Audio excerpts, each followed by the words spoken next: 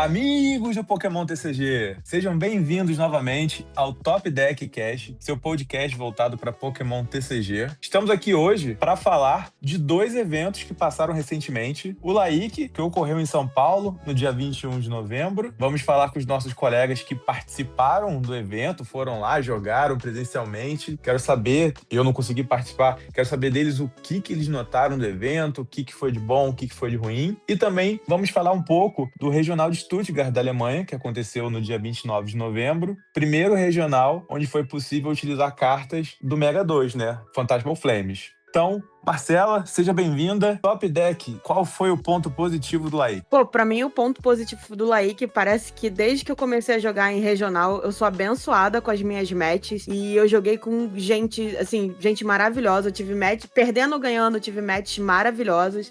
Eu conheci gente da América Latina, maneira pra caramba. Eu fiquei amigo de um chileno, que foi um amor de pessoa, inclusive falou pra ir jogar o regional de Santiago. Mas eu acho que a atmosfera do Laíque foi algo, assim, que é indescritível. É uma energia muito boa, mesmo com toda a tensão dos jogos, é uma energia muito boa. O lugar é muito feliz, tem Pokémon pra tudo quanto é lado, a decoração é muito mais legal do que os regionais, tem muito mais coisa pra fazer e talvez o meu top deck seja justamente essa quantidade de atividades extras que tem pra fazer a energia do Laíque. Se quem tá ouvindo não foi o Laíque como eu e ficou com inveja, sinta-se abraçado. Vitor, seja bem-vindo, top deck. Então, eu faço as minhas palavras do da Marcela, né? Então, inclusive, como a gente tinha falado de Royal BH, que era horrível para visitante, lá seria maravilhoso, inclusive para quem tem criança, né? Porque você tinha uma área, tinha a parte de pintar, tinha de jogar os Pokémons, tipo uma bocha de Pokémon lá, sei lá.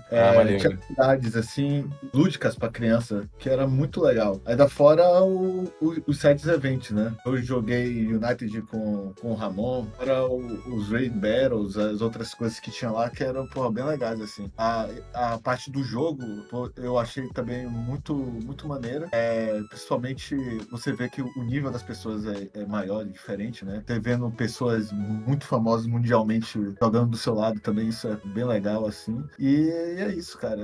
É uma experiência que você passa e quando você vê um evento parecido sendo um stream, você fica com saudade de que passou, né? E isso dá maior nostalgia sempre. Por isso que eu vejo que as pessoas sempre querem ir nesses lugares agora, depois que vai uma vez, é muito viciante mesmo. Deixa aquele gostinho de quero mais, né? Exatamente. John, seja bem-vindo, seu top deck. Meu top deck dessa vez vai pro Sides Event, que foi o que eu mais achei divertido, né? Como eu não fui bem no campeonato, eu joguei bem mal. Até porque, como o Vitor falou, o nível é maior. Então eu acabei não performando do jeito que eu queria. Mas o Sides Events foi a minha maior diversão no final de semana. Eu joguei muito Raid Battle, Ditto Draft, conversei muito com todos os juízes. Tem contato com muita gente, né? Então sempre conversava com algum juiz, ficava lá rindo, falando alguma besteira. Vou dar um adendo de, como a Marcela falou, o tanto de gente que a gente conhece, a gente quer ir cada vez mais pra lembrar das pessoas. Sempre se encontra com alguém novo ou alguém que a gente já viu várias vezes e já conversou. Show de bola. E Ramon, bem-vindo. Qual é o seu top deck com relação ao Laíque? Olá, pessoal, primeira vez aqui. Cara, meu top deck eu vou falar um pouquinho sobre, eu acho que o que o Vitor já falou, da questão de estrutura, de você estar lá vendo um show, sabe? E acho que a coisa que eu achei mais legal, por mais bobo que seja, é você ter os 4 eventos do campeonato acontecendo ao mesmo tempo, todos num palco só, mas você conseguindo acompanhar sem nenhum problema cada um separadamente, sabe? Na esquerda tinha o Go, aí no meio tinha o VGC e o TCG, e no outro canto o Unite, e você, se você quisesse ir só pra assistir isso, já era uma experiência muito maneira, e você conseguia ouvir a narração, ver a transmissão de cada um sem nada atrapalhar o outro, e isso pra mim foi um ponto alto do evento, porque uma das coisas que eu mais queria fazer era assistir o Unite, além de jogar o campeonato do TCG. Ah, muito bom, muito bom. Então, falando um pouco agora do campeonato em si, nós tivemos uma final Brasil contra os Estados Unidos, Pedro Pertuzzi com a Gard Jellicent contra o Sebastian Lachmet, com também Gardevoir e Jellicent. E aí, deu Brasil. Pedro Pertuzzi ganhou esse campeonato, like é nosso, na nossa casa, deu orgulho pra gente e foi um jogaço na final. Só fazendo uma observação aqui que a gente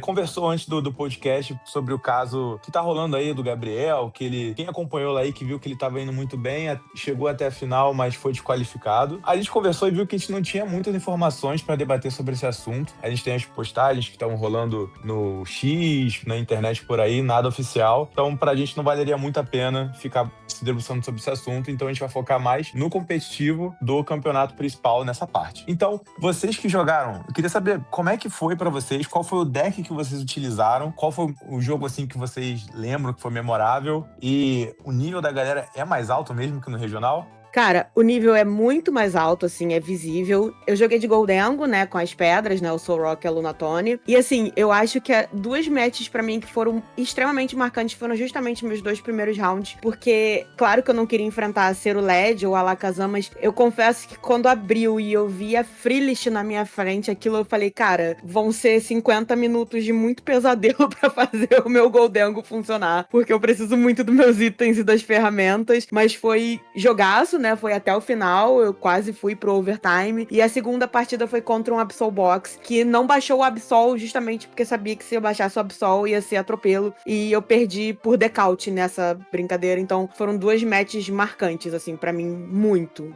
Pra mim, eu infelizmente bolhei, né? Fiquei por um ponto de não ir pro Day 2.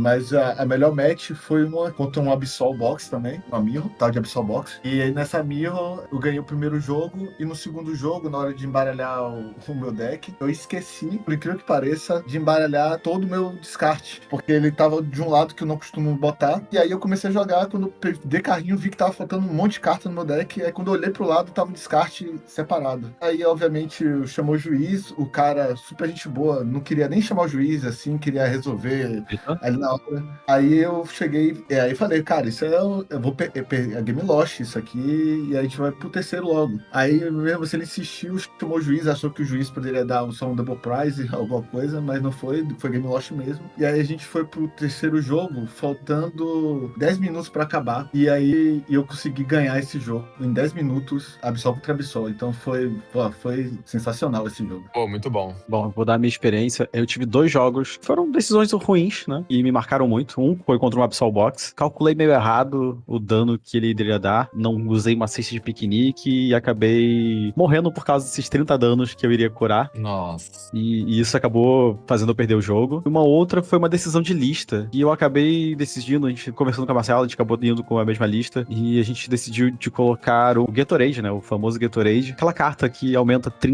de dano dos Pokémon lutadores pra bater de Soul Rock. Mas eu acabei me arrependendo um pouco, que eu peguei uma match de guard e acho que se eu tivesse colocado o Sucateador, que é uma carta que eu gosto muito, eu teria performado melhor. Essa carta é muito forte, né? O Sucateador faz você poder descartar até 2 ferramentas em jogo, né? Pode ser seu ou do oponente, mas é muito forte. A carta é o suplemento Premium Pro e eu também acho que foi talvez uma carta que a gente pensou que poderia ser usada, mas no final das contas poderia ter sido melhor contra a match da guard se tivesse sido outra coisa. Show, Marcelo. Obrigado aí pela correção. O suplemento, ele é muito útil em várias matches, mas ele ficou meio perdido nesse meta que a gente encontrou. Então ele não foi útil pra utilizar o tempo todo. Ele ficou mais uma carta morta dentro do deck. Mas ele é bom pra matar o Makidori, não? Ele mais a faixinha mata o Makidori. Essa era a intenção, mas eu acabei encontrando muitos decks Big Basics e assim não foi tão útil. Então ele ficou mais morto no meu deck, eu quase não utilizei ele. Isso que vocês falaram de experiência da lista, né?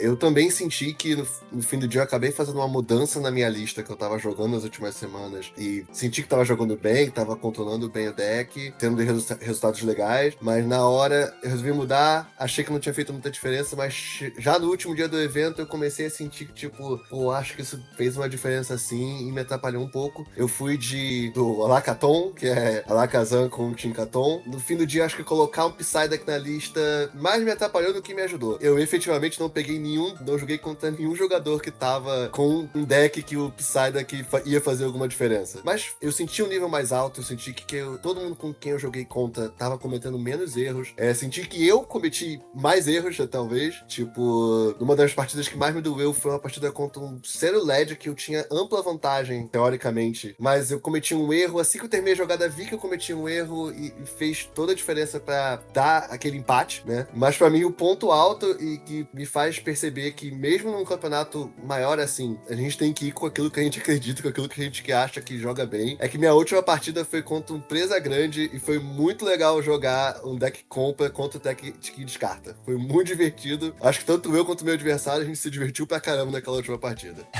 Rimos muito, descartamos tudo. Foi muito legal. Perdi de account, literalmente. Acho que eu me esqueci que vocês falaram de melhora do deck. Então eu tenho que agradecer ao Lucas também. Porque no último, quando a gente chegou de viagem, a primeira coisa que eu fiz com o Lucas foi fazer uma partida treino, né? Que ele tava de Golden. Então aí eu queria testar exatamente essa match, porque eu tinha feito um deck sem Máscara Alicerce. Mas com muita tech pra descartar a mão, etc, né? Pra ganhar do Golden desse jeito. E aí eu fiz uma partida com ele sem a máscara e com a máscara. E aí eu decidi com a máscara, conversando com ele depois, e isso foi realmente acertado, porque a partida contra o Charizard, eu peguei 3 Charizards no coisa, ficar muito mais fácil de ganhar. Pô, foi uma boa dica. Inclusive, fica aqui o nosso parabéns para o Lucas, nosso colega, nosso amigo aqui de equipe, que conseguiu passar para a fase 2. Nosso estreante em eventos, no primeiro evento, já consegue passar pra fase 2. O cara é bom, o cara é bom. Não só passou por. Tem um bolho. Não só passou pra fase 2, mas como ficou top 242 e encheu a gente de orgulho. Nosso orgulho mesmo. Na segunda fase, só perdeu um jogo, inclusive, empatou o resto. Mesmo assim, só de ficar quase invicto no Day 2, que é um nível, se a gente tá falando do nível do Day 1, é um nível altíssimo, no Day 2 é um nível absurdo. É de dar muito parabéns mesmo. É louvável mesmo. Falando um pouco agora sobre o meta do Laik, os 10 primeiros decks de mais utilização foi o Golden Lunatone, como a gente estava esperando até que a gente conversou no último episódio. Depois foi Dragapult do Esquinoir, Charizard Pidgeot, Mega Absol, Gardevoir Jellicent, Raging Bolt, Grimmsnarl com Frostless e Cerulege. Foram os top 10 decks mais utilizados. Quando a gente analisa a conversão desses decks, a maior conversão foi justamente da Gard Jellicent. Em segundo lugar ficou o Goldengo Lunatone. E a gente já tinha conversado sobre isso no último episódio, que a gente esperava um grande número de players jogando com o Goldengo Lunatone e que a match mais difícil era uma Gard Jellicent. Vocês acham que isso realmente foi um metacall do que o pessoal tava prevendo do que ia rolar no Laik? Eu vou te falar que sim, eu vou te falar ainda mais. A Piper tava vindo jogando todos os regionais agora de Zoroark, e ela veio de Gard Jellicent, justamente por ser esse metacall. Uns colegas conhecidos meus de outros lugares também foram de Gard Jellicent no mesmo sentido. Eu vou falar que o meta tava bem diverso, né? Apesar de ter muito Goldengo, ter muita Jellicent, a gente via vários decks diferentes tentando emplacar. Por isso, a Gard era um deck melhor, que ele não é exatamente um deck box, mas ele tem muita solução para vários problemas, então você consegue se adaptar a qualquer parte do meta. Ele bate tanto em coisa meta e coisa que é controle, por exemplo, ele consegue dar dano também e fazer o seu jogo, né? Ele tem resposta pra tudo esse deck, então você consegue adaptar ele pra o que você precisa. E aí, apesar dela ter fraqueza pra Dark, o Dark Box não é uma vantagem, porque você consegue pegar ali os 3 prêmios, ou atrapalhar ele com uma Jellicent parando energização e por aí vai, né? E agora falando um pouco mais sobre o evento em si, eu queria saber de vocês, o Laik é isso tudo mesmo? Pô, é sim. É muito, é mais do que eu esperava, sabe? Eu acho que aquela coisa, né, do regional dá aquela sensação de que podia ser muito mais e não é, né? Porque o regional nada mais é do que um monte de mesa com toalha colorida e desculpem falar isso assim muito, mas eu acho que a sensação é essa. Pô, o Laik é muito incrível, parece que é toda a decoração desde a entrada pra pegar as credenciais, tipo, metade do Expo Center Norte estava todo de Pokémon, tinha na entrada, bem-vindo, vejo vocês depois, e as decorações e milhões de coisas pra fazer e ver, e você não tinha opção de ficar parado. Na verdade, você tinha opção de ficar parado, mas você ia ficar parado vendo Pokémon, sabe? Não era só ver desenho ou mal ter uma área de espectador e coisa e tal, não. Era gigantesco. A única coisa que falta é ter um Pokémon Center, mas já a gente sabe que não vai acontecer, mas é incrível, não tem vídeo, palavra pra descrever como, tipo, parece que você tá em um mundo quase que uma Disney pro fã de Pokémon, sabe? Eu vou falar do das atividades, que assim, coisas muito simples e bobas que daria pra fazer em regionais, e a gente não viu no regional de BH e nenhum outro que eu participei, né, apesar que não foram muitos. Mas assim, tinha uma área que era uma pescaria de Tatsugiri, que é uma coisa que a gente faz, né, simplesmente os bonequinhos de Tatsugiri com aquele anelzinho pra você pescar eles. Tinha aprenda a fazer origami de Pokémon, tinha o que você tinha que acertar o Piu Piu Milku, é isso? Aquele ouriço do mar no buraco. Tinha várias atividadezinhas pequenas e Esse decoração. do Paper Milk era o da bocha? Eu acho. Era isso mesmo. Era. Gente, eu vi você jogando nas redes sociais. Maravilhosa a ideia. Maravilhosa. Muito eu legal. queria estar lá jogando. São ideias simples, sabe? Tipo, você pega um Pokémon, coloca um pezinho nele pra conseguir acertar e arranja um buraco pra tipo, acertar ele, sabe? É aquilo que a gente criticava um pouco dos regionais, né? Que, tipo, que até o Vitor falou, tipo, o espectador não tem muito o que fazer. Você podia ficar lá o dia inteiro jogando essas brincadeiras tranquilamente, sabe? E tinha outras coisas além disso. Dessas gincanas que tinha o jogar o aro no Eevee. Em todos os Eevees, todos os Evolutions, todos eles. Não ganhava nada, mas era brincadeira, você se divertia e ia pra próxima coisa, sabe? Vou deixar até a dica aqui, Pokémon, ó, me paga, tá bom? Vocês podem fazer o Acerte a Boca do Palhaço, é só pegar um Pokémon qualquer. A gente pensou aqui num evento que a gente fez esses dias, a gente fez um Garbodor com a boquinha e jogar uma bola de lixo na boca dele, um Pokébola, qualquer coisa do tipo. Ó, tô aí, só me chamar, tá? E aí, no caso, vocês falaram de alguns eventos aí que vocês... Side events, né? Algumas atividades. Mas com relação aos side events mesmo, a Cup, vocês chegaram a jogar alguma? Teve a Cup do Switch, foi a única Cup que teve, que valia um Switch 2, mas tinha mais de 1.000 inscritos e socorro, não quis participar. Acho que foi a única Cup, eu posso estar um pouco errada. Tinha todo dia jogar liguinha, uma liga mesmo, com horários, acho que era 2 vezes por dia, mas Cup mesmo foi só do Switch, mas era 1.000 pessoas, dava E não. acho que era começando às 9 e eram 9 ou 10 rodadas, mais Top Cut, você ia passar o dia inteiro jogando pra talvez conseguir ganhar um Switch. E alguns pontinhos, né? A gente... Era muito mais de 1.000 pessoas, assim, tipo... Era perto de Não, 2.200, assim. Era uma Cup que não dava CP, né? Então, isso que me desanimou também. Era a Cup que não dava CP, a premiação era o Switch, a pontuação pra você ganhar, pra você trocar lá no Prize Wall era ridículo. Então, aí não vale a pena. No sábado, eu, Marcela, o Ramon, acho que só jogou no sábado. A gente jogou pré-release, não era pré-release o nome, eu não vou me lembrar. Era Build and Battle, né? Beauty Era o Battle, nome que é o nome em inglês do negócio. Mas é a mesma regra do pré-release? Era com kitzinho do pré-release? Sim. era- É porque o kit de pré-release em inglês chama Beauty and Battle. Aí, como bem é um evento internacional, eles chamaram de Beauty Battle, mas é basicamente o pré-release. Entendi. E assim, você jogava pra release, você ganhava uma pontuação de acordo com sua vitória, então você não ficava tão preocupado. Todo mundo ganhava pontuação pra trocar na Prize Wall. E a gente jogou também bastante Raid Battle e Ditto Draft, né? Na maioria dos eventos tem Pack Battle e afins, né? Que é o Ditto Draft. Eu senti falta de ter um ou outro, porque eu queria muito jogar um evento que eu não consegui em outros jornais, que era o Mascap Splash. Pô, ainda quero aprender a jogar isso, né? Raid Battle a gente até começou a brincar aqui entre a gente montou alguns decks e tá brincando disso, inclusive. O Raid Battle, inclusive, eu não conhecia. No regional aqui do Rio, pelo menos eu não lembro de ter visto. Eu, pelo menos, não joguei. É mesmo não. Pois é, eu não lembrava de ter. Porque eu não lembro de ter visto as cartas Jumbo. Não sei se também precisa ser a carta Jumbo, mas... Eu jogando Eu ontem acho com que vocês, precisa. eu adorei, mas ao mesmo tempo achei desesperador. Porque, cara, é muito emocionante. É muito emocionante. Se algum de vocês quiser explicar como é que é... Então, a gente acabou conversando como eu falei, a gente conversou bastante com juízes, perguntou se a gente podia aprender, anotar, coisa do tipo, né, de alguns eventos, que a gente queria trazer pra nossa liga local, pras nossas ligas locais, né, que a gente faz, e a gente montou alguns decks aqui pra isso. A Raid Battle, o juiz, né, ele vai usar uma carta Jumbo, que é o seu boss, mas eu acho que a gente pode usar qualquer carta EX e afins.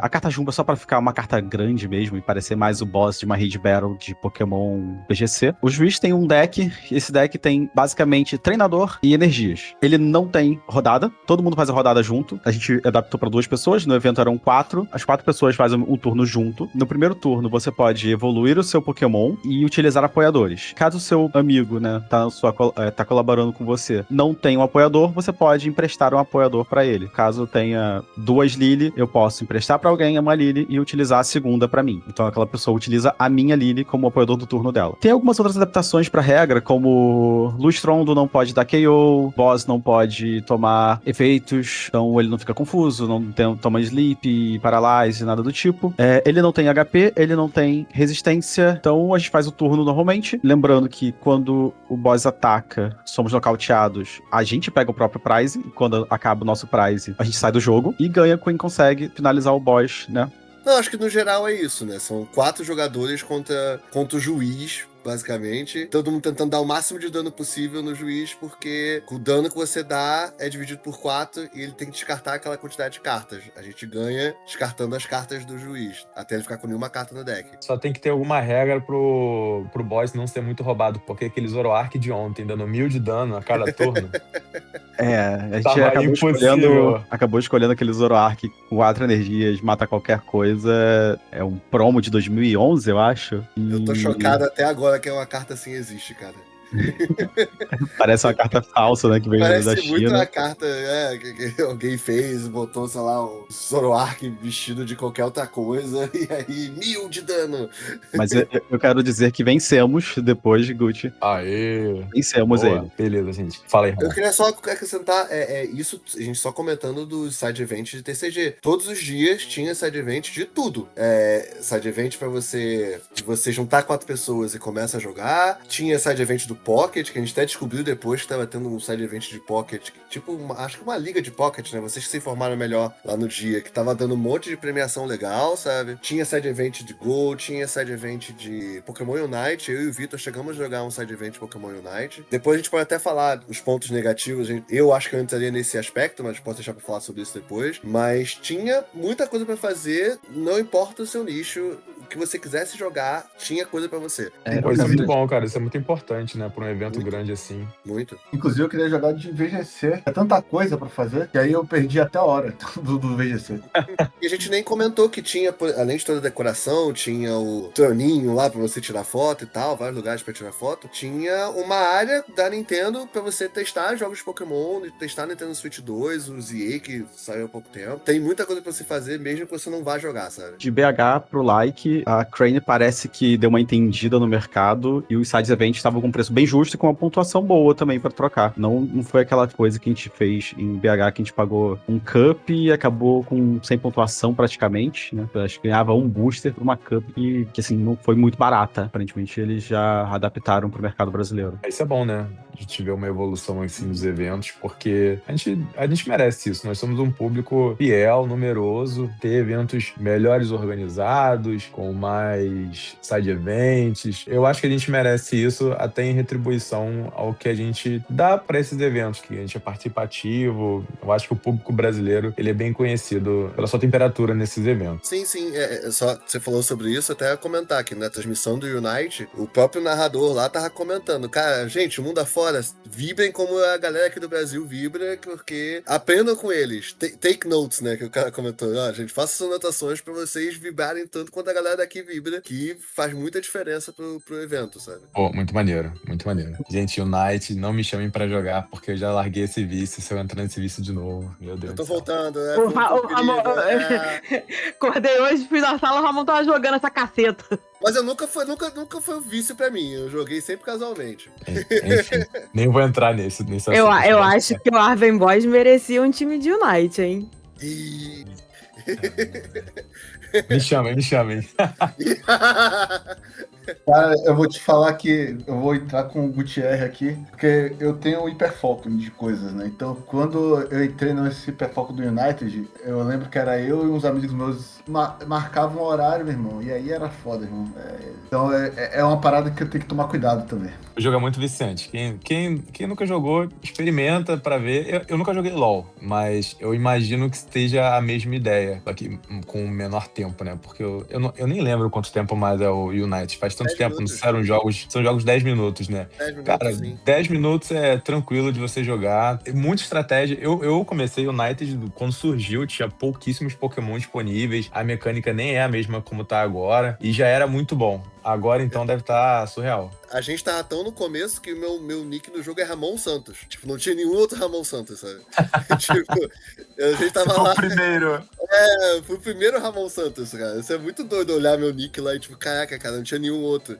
Mas o que eu, tipo, a gente tá aqui falando mais de TCG do que Unite, mas falando sobre o evento, eu fui sincero, eu realmente queria muito assistir o Unite. Eu gosto e ele é o MOBA que eu mais gosto de ver, que é fácil de você entender o que tá acontecendo, é por ponto, a partida dura 10 minutinhos só, sabe? Melhor de 3. Então é muito legal de acompanhar. A galera que tava lá vibrou e viu partidas muito legais, sabe? Show de bola. E sobre a parte negativa do Laik, vocês veem algum ponto que ainda precisa ser melhorado? Cara, eu achei que, tipo, o evento foi muito legal, a gente se sentiu bem. Eu acho que uma única crítica que eu poderia fazer foi com relação à organização dos side events. Porque por mais que tinha muito side event, era tudo muito legal, quando a gente tentava pegar informação sobre isso, nem sempre a gente conseguia ter a informação que a gente precisava. Eu tava o dia inteiro querendo ver se participava de algum side event do Unite, e aí na área de side events ninguém sabia me informar sobre aquilo, ninguém sabia me informar como funcionava o side event, ou se eu tinha que ir na parte de Unite perguntar sobre isso. Tipo, nem acho que foi por questão de, tipo, ninguém lá tava com uma vontade, acho que todo mundo queria ajudar. Acho que eles realmente só não sabiam. Muitas das informações que estavam lá também estavam em inglês, e nem todo mundo que tá nesse evento vai saber dominar, vai saber explicar. O site principal, acho que ele é em inglês, né? Eu só fui entender como é que funcionava o side event de Unite no fim do sábado, sabe? Fazer uma forma que isso fique mais claro e fácil de entender e fique claro para as pessoas como que elas vão participar, com quem que elas têm que pegar informação, esse tipo de coisa. Foi a única coisa que eu tenho a comentar, assim. Eu jogando side event, teve um momento que a gente passou 40 minutos pra ter informação, foi resolver, tiveram que chamar um head judge que tava cuidando da área. Eu acho que ele era head judge, mas era alguém com cargo maior pra tentar resolver na hora. E a resolução dele, apesar de não ter conseguido no sistema, ele teve que adaptar lá, fez a gente jogar e depois ele colocava no sistema. Teve um outro momento que eu fui na mesa pra fazer a inscrição também em outro side event e 2 juízes que estavam cadastrando as mesas de side event estavam cadastrando ao mesmo tempo na mesma mesa e acabou dando uma confusão. A gente também perdeu mais uns 15 minutos ali pra resolver isso, que era um side event pra 4 pessoas, a gente já tava em 4 e acabou que na outra mesa tinha 2 pessoas e ficou ali até que chamou de novo a pessoa com cargo maior pra resolver isso, pra gente jogar logo e não ficar perdendo tanto tempo ali, não ficar tão bravo com eles. Inclusive, quanto à organização, eu acho que, dado o que aconteceu especificamente numa experiência individual, e como vocês sabem, eu mencionei aqui que eu tive muitos problemas com a organização do Regional de Belo Horizonte, que eu estava com o braço imobilizado e eu não fui tão bem assistida e também não tive exatamente boa vontade pra ter uma assistência, num geral, né? Quem me ajudou bem, mas num geral, assim, se eu tivesse que fazer um apanhado, eu não fui bem assistida, o que foi o completo oposto no Laik, porque eu infelizmente passei muito mal no primeiro dia e eu fui levada muito rapidamente pra emergência e eu fui muito bem assistida lá. Caramba, mas o que você teve? Foi queda de pressão, alguma coisa assim? Tava calor? Foi queda de pressão, né? Porque a gente joga naquela coisa, né? A gente começa às 8h30 da manhã, são 8 rounds pra jogar, os Masters não tem intervalo de almoço e a gente tem que conseguir comer uma barrinha de cereal e beber uma água nos poucos minutos que a gente às vezes consegue se os nossos decks não forçarem vários overtime. Então, além de toda a pressão, ansiedade, independente de como eu tava me sentindo pra jogar ou não, eu inclusive dropei, eu acho que todo um conjunto fez a minha pressão caiu muito, eu tive teto preto e eu fui levada pra emergência porque eu quase desmaiei na área de jogo, vendo o nosso querido Lucas lá no primeiro round do segundo dia, da segunda fase. Caraca, eu imagino que muita gente teve que passar por isso, né? Não é algo incomum, né? É muito nervosismo, como você falou. Teve, de acordo com ela, não fui a primeira, nem fui a última, sabe? Falando agora um pouco, então, sobre o regional de Stuttgart, na Alemanha. Aconteceu no dia 29 de novembro. Ele foi um regional em que, pela primeira vez, foi possível utilizar as cartas da Mega 2, né, do Phantasmal Flames. Nós tivemos como campeão, uma final, na verdade, entre Dinamarca e Polônia, né, o Nikolai com o Alexander. E o campeão foi o Nikolai com seu deck de Charizard Noctowl. O Alexander utilizou um deck de Dragapult do Esquinoar. Eu queria saber de vocês, das cartas que vocês viram, né, desse evento, a expectativa de vocês para as novas cartas de aparecer, de ter mais jogo, desse ponto de vista satisfeitos, foram o que vocês estavam esperando, ou vocês acabaram achando que, poxa, esperava mais desse deck ou dessa carta? E queria saber também o que vocês acharam, né, dessa final. Falando da final e do deck do Charizard, eu tenho uma carta que eu posso falar que brilhou, que foi a Dawn. Porque esse deck é um deck que ele veio, surgiu, apareceu. O nosso amigo Mike, inclusive, jogava com ele. Era no início da rotação. Só que ele é um deck que dava muita bricada, muita travada, né? A Dawn literalmente destravou o deck. Porque assim, você dá uma Dawn, depois que ele ganhou, eu joguei com ele algumas vezes no live, contra ele, ou no live. O cara dá uma Dawn, ele pega, sei lá, um Charmander, um Noctowl, e um Charizard. E aí, ou um Pidgeot. É uma parada absurda. Então, esse deck realmente ficou muito bom por causa da Dawn. O cara, o criador dele é um dinamarquês muito doido lá, que também faz vários decks, assim, nesse criativo. Eu achei muito, muito bom mesmo, assim. E em relação a surpreender, eu achava que o deck da Coelha ia ser melhor, ia se dar melhor, e não se deu tão bem. Só explicando da questão da Dawn, a Dawn é um suporte novo que entrou, que você pode buscar por um básico, um estágio 1, estágio 2, colocar na mão. E esse deck de Charizard Noctowl que ganhou esse regional usa 4 cópias. Ele vai ter acesso a Dawn tranquilamente para desbloquear esse jogo. Eu já joguei de Charizard Noctowl muito antes. O deck funcionava bem, mas realmente quando ele brincava, ele brincava. E aí era auto-loss. Quando ele não brincava, era ótimo. E essa carta realmente conseguiu fazer com que ele ficasse um deck mais constante, né? Tanto que a gente viu aí que ele ganhou. E o deck da Lopunny, que você tá comentando, que é o da Coelha, né? Que é o que quando ele estiver no banco e for pra frente, ele bate 230 com uma energia incolor. Eu também esperava que ele fosse mais à frente do campeonato. O deck que ficou melhor ficou em 28º. Eu acho que eu esperava mais, entendeu? Porque eu acho um deck muito opressor. Ele utiliza fantasma pra completar dano e até pra acabar com o banco do oponente. E você poder bater com uma energia, essa quantidade de dano é muito forte. Que eu achei que essa coleção iria impactar mais ainda o meta e eu não vi muita diferença. A gente colocou uma carta ou outra, trocou uma coisa aqui, coisa ali, e o meta continuou bem parecido, né? Foi Charizard, Dragapult, Goldengo e Gardevoir, né? Nos tops ali, até o top 16, pelo menos. Talvez pela quantidade, talvez por algum outro efeito. Eu queria mais que o deck da Coelhinha tivesse ido melhor. E quando você abria de Clef, que dependendo do deck, o cara não tinha nem o que fazer.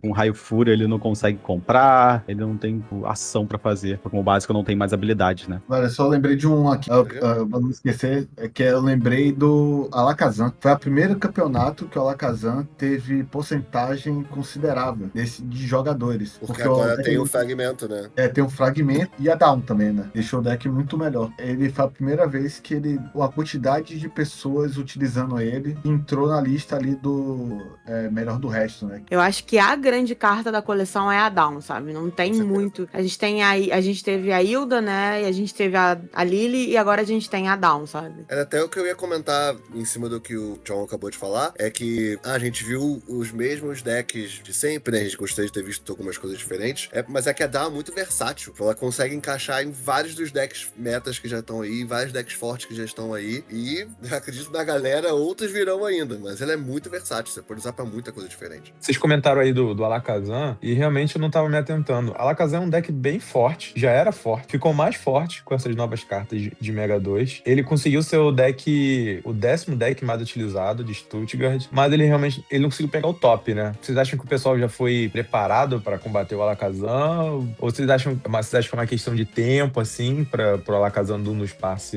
subir no top? Porque ele dá um dano muito alto com uma energia e só comprando carta. Eu acho que a gente vê nas liguinhas que ele é muito difícil de jogar contra quando você joga com Pokémon X e até o Mega agora. Eu acho que é uma questão de costume, né? Os oponentes do Alakazam vão começar a se acostumar a como jogar com ele. Eu concordo que ele ficou mais forte. Eu estou já jogando com ele antes, né? Por mais que minha lista seja diferente. No começo sentia muita falta de energizar mais de uma vez por turno. O Fragmento Encantado, né? Você pega uma energia psíquica do descarte, um item. Você pega uma energia psíquica do descarte e equipa um Pokémon do banco. Já resolve esse problema que eu sentia. Não consegui deixar 2 Alakazam pronto, ou um Alakazam e uma Kadabra já no banco pra poder debater no turno seguinte. Mas eu acho que ele é forte, mas eu acho que ele também tem as suas fraquezas. Os decks que são muito fortes e muito consistentes conseguem ver o jogo contra ele. Então, a galera mais experiente, a galera que consegue ter uma visão boa de jogo, consegue ganhar de um Alakazam, mas o Alakazam ainda assim é forte também. O que eu ia falar, o problema do Alakazam é porque ele é um deck que sofre pra uma carta que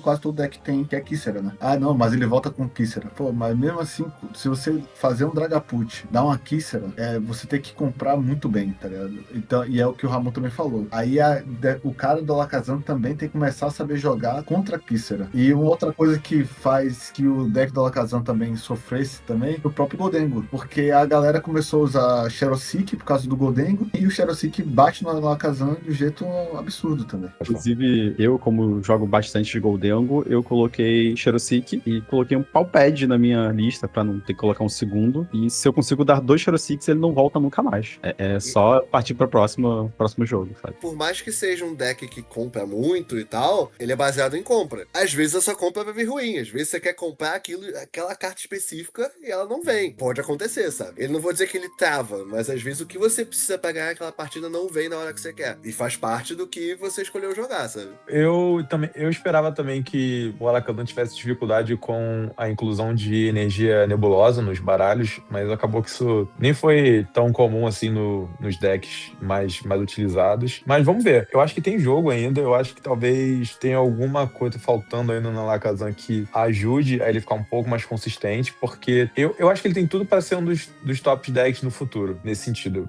Single Prize, tem muitas cartas que ajudam ele a proteger o banco, a não tomar a explosão do fantasma, a não tomar dano no banco. Então, eu acredito que seja um deck que vai subir ainda. Só para complementar você, e ainda falo que a Kícera e o Xerosic vão cair. Agora Xerosic é H. Xerosic não cai, né? É Fábulas. Xerosic só cai em 2027, graças a Deus. Então, vai ser a única carta que vai salvar contra o Alakazam. Kícera vai cair. Talvez. Juiz é G.